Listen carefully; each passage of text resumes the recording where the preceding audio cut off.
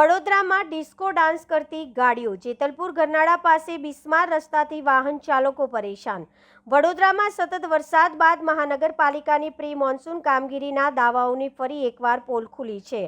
જેતલપુર ગરનાળા વિસ્તારમાં રસ્તાઓ એટલા બિસ્માર બન્યા છે કે પસાર થતા વાહનો જાણે ડિસ્કો ડાન્સ કરતા હોય તેવા દ્રશ્યો જોવા મળી રહ્યા છે.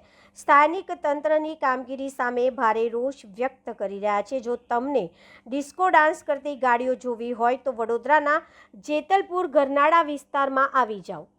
અહીં રસ્તાની હાલત એવી બની ગઈ છે કે દરેક પસાર થતું વાહન ખાડાઓમાં ઉછળીને જ આગળ વધી રહ્યું છે. સતત વરસાદ બાદ વડોદરા મહાનગરપાલિકાની પ્રી મોન્સૂનની કામગીરીના દાવાઓ ફરી એકવાર ખોટા સાબિત થયા છે. માત્ર 3 દિવસના વરસાદમાં જ શહેર અને અનેક મુખ્ય માર્ગો પર મોટા ખાડા અને ભૂવા પડી જતા વડોદરા ફરી એકવાર ભૂવા નગરીમાં ફેરવાઈ ગયું છે. જેતલપુર ગરનાળા પાસે વરસાદી પાણી ભરાઈ જતા રસ્તા પરના ખાડાઓ દેખાતા નથી. પરિણામે વાહન ચાલકોને દરરોજ અકસ્માતનો ભય સતાવી રહ્યો છે. 2 વ્હીલર ચાલકો માટે આ રસ્તો વધુ જોખમી બન્યો છે. સ્થાનિકોનો આક્ષેપ છે કે દર વર્ષે કરોડો રૂપિયાના રોડ બને છે, પરંતુ પ્રથમ વરસાદમાં જ રસ્તો ધોવાઈ જાય છે. કેટલાક વિસ્તારમાં મહિનાઓથી ખોદાયેલા ખાડાઓનું પુરાણ પણ કરવામાં આવ્યું નથી.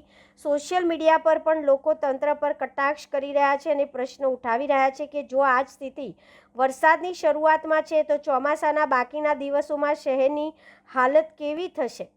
હવે નાગરિકોની માંગ છે કે મહાનગરપાલિકા તાત્કાલિક અસરથી બિસ્માર રસ્તાઓનું સમારકામ કરે અને અકસ્માત સર્જાય તે પહેલાં કાયમી ઉકેલ લાવે.